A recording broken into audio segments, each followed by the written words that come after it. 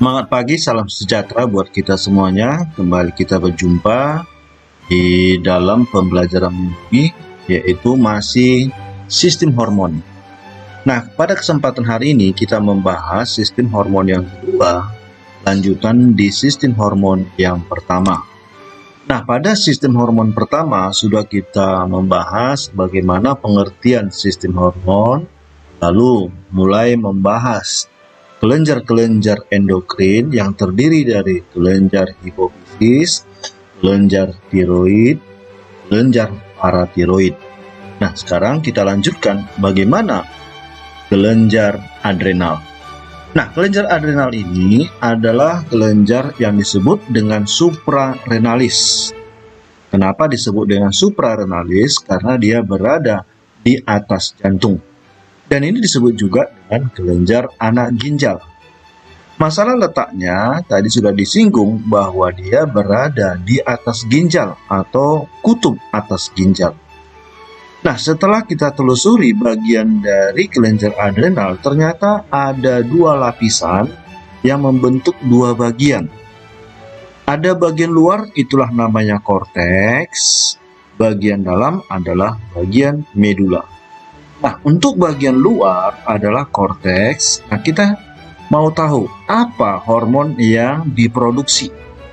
Di bagian korteks memproduksi hormon-hormon antara lain ada aldosteron, yang mana fungsinya adalah mengatur kadar natrium dan kalium di dalam darah. Kemudian ada glukokortikoid yang berperan mengatur metabolisme glukosa, protein, dan lemak. Lalu ada gonadokortikoid yang berfungsi mengatur hormon seks. Nah, sekarang kita lihat dulu bagaimana kelenjar adrenal. Nah, inilah gambar kelenjar adrenal yang berada di atas ginjal atau layaknya ginjal memakai mahkota. Nah, kita lihat penampangnya. Nah, inilah bagian korteks. Bagian korteks atau bagian luar, kemudian di bagian dalamnya itu yang disebut dengan medula. Nah, untuk bagian medula, dia memproduksi hormon antara lain adrenalin, atau dikenal juga dengan epinefrin. Fungsi adrenalin ini adalah memacu denyut jantung, metabolisme, serta konsumsi oksigen. Lalu ada hormon yang disebut dengan noradrenalin atau norepinefrin. Perannya memacu tekanan darah, serta merangsang otot jantung. Nah, bagaimana kelenjar adrenal ini bila dalam keadaan abnormal? Jika kelenjar adrenal ini dalam kondisi hiposekresi atau dalam arti sekresi di bawah norma, maka akan muncullah penyakit Addison. Di mana penyakit Addison ini ditandai dengan natrium dan kalium tidak seimbang sehingga kulit menjadi warna hitam. Lalu ada hipersekresi, berarti sekresi kelenjar adrenal terlalu tinggi. Hal ini mempengaruhi tekanan darah menjadi meningkat. Lalu ada istilah Cushing disease, yaitu ditandai dengan otot lemah, lemak menumpuk di wajah maupun leher. Pada wanita mempunyai karakter seperti pria.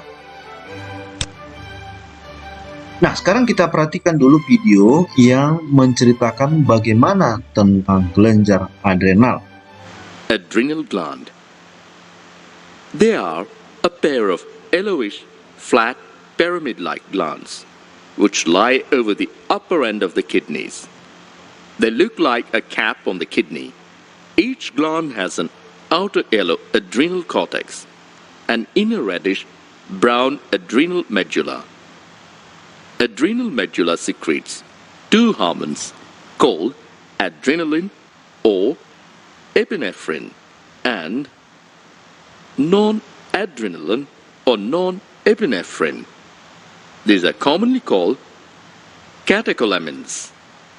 In conditions of physical and mental stress, such as fall in blood sugar levels, or when a person is injured or exposed to cold conditions or suffering with pain, It is also secreted during anger, fear, or grief.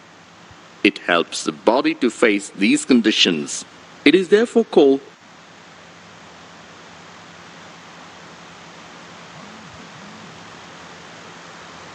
fight, fright, and flight.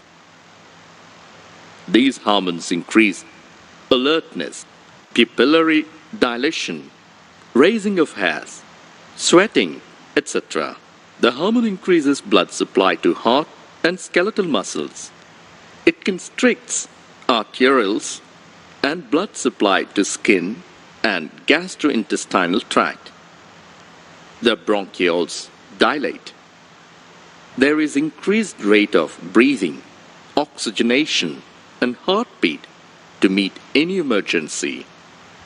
Catecholamines stimulate the breakdown of glycogen, resulting in increased concentration of glucose in blood. They also stimulate the breakdown of lipids and proteins. Adrenal cortex can be divided into 3 layers called zona reticularis, inner layer, zona fasciculata, middle layer, zona glomerulosa, outer layer. Adrenal cortex secretes many hormones called corticoids. A. Glucocorticoids, involved in carbohydrate metabolism. Example, cortisol. B. Mineralocorticoids.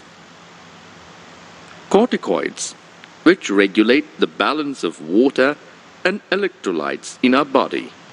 Example, aldosterone. Glucocorticoids stimulate gluconeogenesis, lipolysis, and proteolysis, and inhibit cellular uptake and utilization of amino acids. Cortisol is also involved in maintaining the cardiovascular system and kidney functions. It also produces anti-inflammatory reactions and suppresses the immune response. Cortisol stimulates RBC production. Aldosterone acts at renal tubules and stimulates reabsorption of Na+ and water excretion of K+ and PO4-. Thus, aldosterone helps in the maintenance of electrolytes, body fluid volume, osmotic pressure, and BP. Small amount of androgenic steroids are also secreted by adrenal cortex, which play a role in the growth of axial hair, pubic hair, and facial hair during puberty. Yang kelima adalah kelenjar pankreas. Kelenjar pankreas ini adalah istilah yang sudah tidak asing lagi bagi kita karena kita sudah mendengar pankreas ini di saat mempelajari sistem pencernaan. Nah, ternyata pankreas berfungsi ganda sebagai penghasil enzim dan juga penghasil hormon. Nah, kelenjar pankreas ini berada di bawah lambung, di mana kelenjar pankreas mampu memproduksi hormon glukagon yang berfungsi untuk mengubah glikogen menjadi glukosa. Dikala glukosa atau gula darah rendah, maka glukagon aktif untuk menstabilkan glukosa. Juga memproduksi insulin yang berperan mengubah glukosa menjadi glikogen, yang artinya jika terlalu tinggi glukosa dalam darah, maka insulin aktif mengubah menjadi glikogen yang disimpan di hati. Sehingga glukagon dan insulin merupakan hormon yang antagonis. Lalu ada hormon somatostatin yang berperan sebagai penghalang hormon pertumbuhan, karena bila hormon pertumbuhan terus aktif, maka kita bayangkan tinggi seseorang terus semakin tinggi. Hal itu tidak boleh terjadi. Maka hormon yang berperan menghambat adalah somatostatin. Juga sebagai penghambat sekresi insulin dan glukagon, sehingga insulin dan glukagon dapat stabil. Nah, kita perhatikan gambar kelenjar pankreas. Inilah gambar kelenjar pankreas itu, di mana berhubungan dengan sistem pencernaan.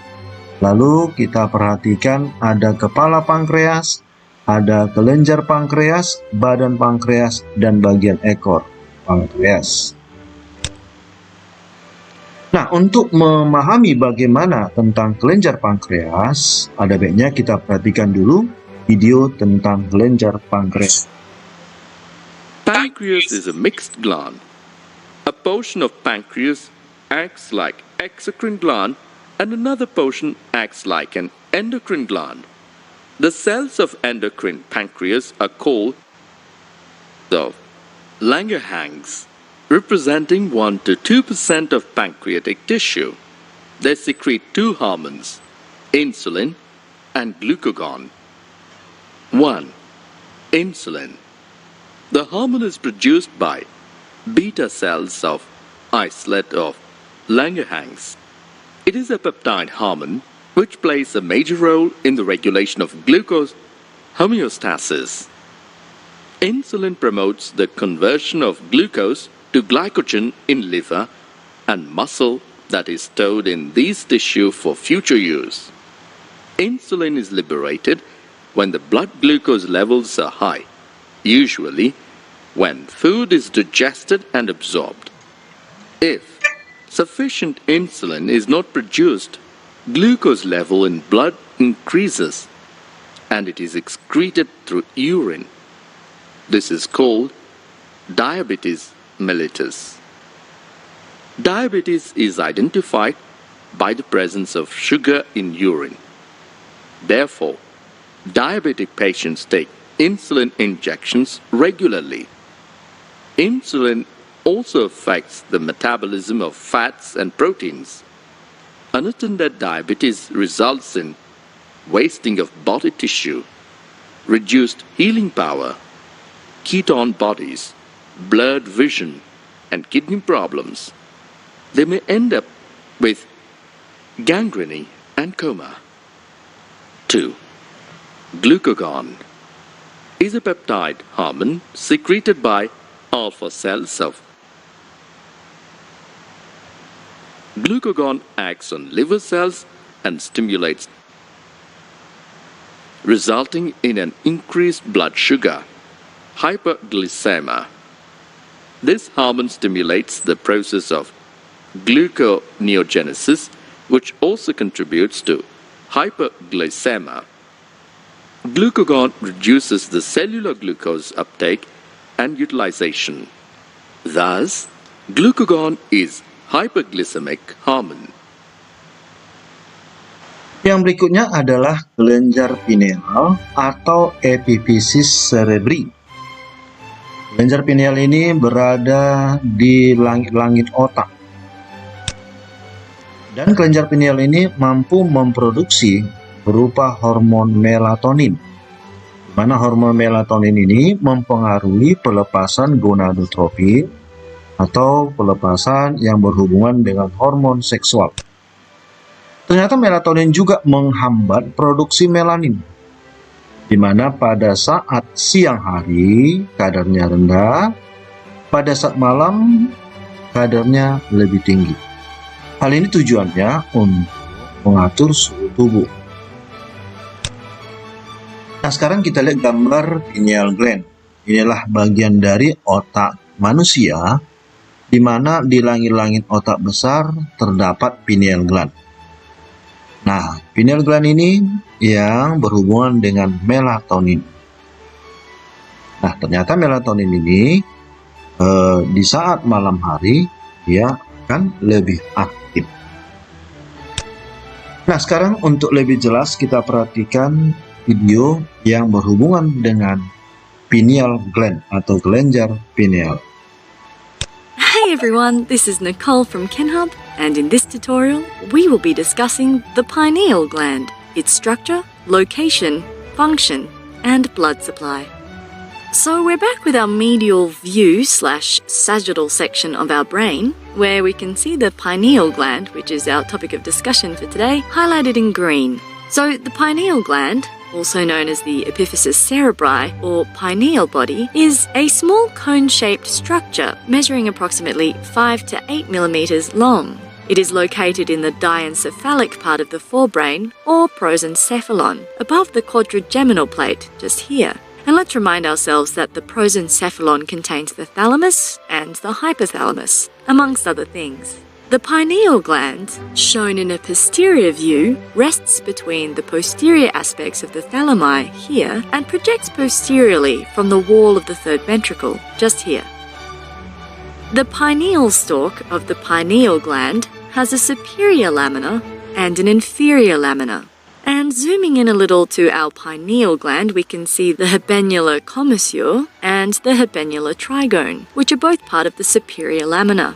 Now, the habenula commissure and the habenula trigone both connect the pineal body to both cerebral hemispheres, and they do so superiorly. The posterior commissure, which is part of the inferior lamina, connects the pineal body to both cerebral hemispheres inferiorly. And remember, lamina means plate, so if it helps you, you can imagine these little sheets connecting the pineal gland to the cerebrum. So in this image, we're looking at a really cool X-ray vision of the ventricles, and we have our lateral ventricles over here and our fourth ventricle over here. And between the two laminae of the pineal stalk is a space known as the pineal recess. And the pineal recess communicates anteriorly with the third ventricle in green and the hypothalamic sulcus, which lies in the lateral wall of the third ventricle. The pineal gland is an endocrine gland that functions to produce the hormone melatonin, a hormone that affects the state of wakefulness and sleep, as well as photoperiodic or seasonal functions. The pineal gland is also believed to have a reproductive function associated with the onset of puberty, and it's believed that it inhibits the maturation of genitals until puberty. And it might be interesting to note that the pineal gland, unlike the rest of the brain, is not isolated from the body by the blood-brain barrier. Oxygenated blood to the pineal gland is provided via fine branches of the posterior choroidal arteries, which are derived from the posterior cerebral artery, which we can see here in green. And here, let's just point out the posterior cerebral artery coming off the basilar artery. The internal cerebral veins drain deoxygenated blood from the pineal gland, joining with the basal vein of Rosenthal and the posterior mesencephalic vein to form the great cerebral vein of Galen, which we can see here in green, and which in turn drains to the straight sinus. Kita lanjutkan yang ketujuh berupa kelenjar timus. Kelenjar timus ini kelenjar yang berada di bagian posterior toraks. Dan kelenjar timus ini bentuknya kecil serta menyusut ketika dewasa. Jadi dalam arti semasa pertumbuhan kelenjar timus ini aktif, namun bertambahnya usia maka dia akan mengecil. Karena kelenjar timus ini merupakan tempat penimbunan dari hormon somatotropin. Nah, kelenjar timus ini memproduksi hormon timosin yang berperan dalam pengendalian imunitas atau sistem pertahanan tubuh. Nah, mari kita perhatikan bagaimanakah kelenjar timus itu. Inilah bagian dari kelenjar timus yang nggak jauh dari jantung atau di bagian toraks. Nah, seperti inilah bentuk gambar kelenjar timus. Nah, sekarang kita lihat dulu keterangan yang menceritakan bagaimana kelenjar timus. Thymus. The thymus is a bilobed lymphoid organ situated in the superior mediastinum and often extends above in the root of the neck and below in the upper part of the anterior mediastinum. It is usually prominent in children and gradually increases in size till puberty, when it weighs about 40 grams. Thereafter, it atrophies and gets infiltrated by fibrous and fatty tissue. It is related anteriorly to sternohyoid and sternothyroid muscles and sternum, and posteriorly to the pericardium, arch of aorta and its branches, left brachiocephalic vein, and trachea. It secretes a hormone called thymosin, which plays an important role in the development of immunity of the body. Yang kedelapan adalah kelenjar kelamin. Kelenjar kelamin ini berupa ada ovarium yang ditemukan pada wanita. Ovarium ini berperan untuk mensekresi hormon estrogen, di mana yang menghasilkan estrogen itu oleh folikel yang berada pada graft untuk merangsang pertumbuhan seks wanita. Lalu ovarium ini juga memproduksi progesteron yang dihasilkan langsung oleh korpus luteum yang berfungsi mengatur pertumbuhan endometrium, di mana endometrium itu adalah dinding rahim dalam. Nah, yang kedua adalah testis, adalah kelenjar yang khusus pada pria, di mana testis akan menghasilkan hormon testosteron yang berfungsi untuk pertumbuhan seks sekunder. Lalu testis juga berperan dalam pembentukan sperma atau dikenal dengan spermatogenesis. Nah, mari kita perhatikan gambar daripada testis. Inilah testis. Di dalam testis terdapat seminiferus tubulus. Mana tubulus seminiferus ini, disinilah tempat pembentukan sel-sel sperma. Lalu ada epididymis, tempat pematangan sel sperma, dan selanjutnya akan dikeluarkan melalui vas deferens. Untuk yang ovari, inilah berupa gambar ovarium, di mana ovum yang berada dalam folikel akan bertanggung jawab pematangannya dan siap melepaskan sel telur. Nah, untuk menambahi, kita perhatikan video berikut.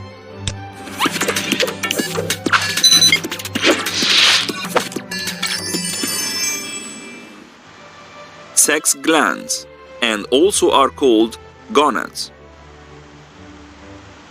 The sexual maturity depends on a group of hormones that is secreted from the cortex of adrenal gland and gonads, which include testes and ovaries. Sex hormones consist of steroids, which include androgens in male and estrogens in female. Testes. Each testis contains a group of cells called interstitial cells, which secrete a group of hormones called androgens, including testosterone and androsterone. These hormones are responsible for some processes, such as the growth of prostate gland and seminal vesicles, and the appearance of male secondary sex characters. Ovaries. Each ovary secretes a group of hormones including estrogens, which are estrogen hormone and progesterone hormone. Estrogen is secreted from Graafian follicles, and this hormone acts on the appearance of female secondary sex characters, such as the increase in the size of breasts and regulation of menstrual cycle. Progesterone. This hormone is secreted from corpus luteum in the ovary and placenta during pregnancy period, where it regulates the breeding cycle through the regulation of the vascularity of the uterine wall and preparation of it to receive the embryo, and also it is responsible for the changes taking place in the mammary glands during pregnancy. Relaxin hormone. This hormone is not secreted from the ovaries, but it secretes from the uterus and placenta, where it causes the relaxation of the pubic symphysis at the end of pregnancy and facilitate the process of delivery.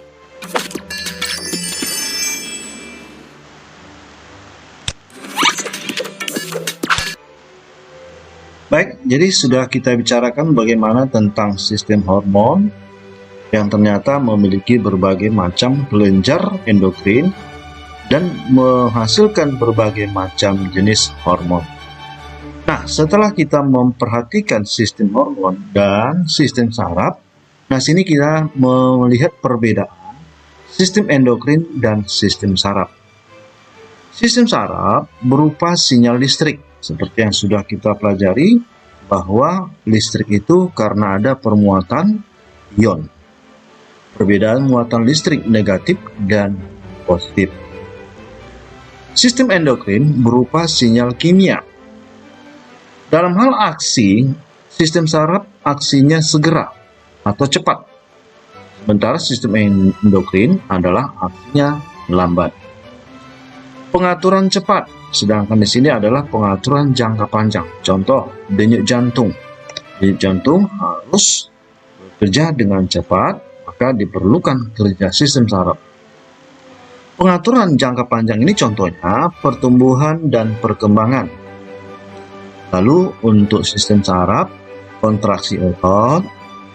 Sedangkan di sini di sistem endokrin adalah metabolisme. Refleks, sedangkan di sini adalah reproduksi dan lain-lain. Pada sistem saraf yang bekerja adalah neuron atau serabut saraf.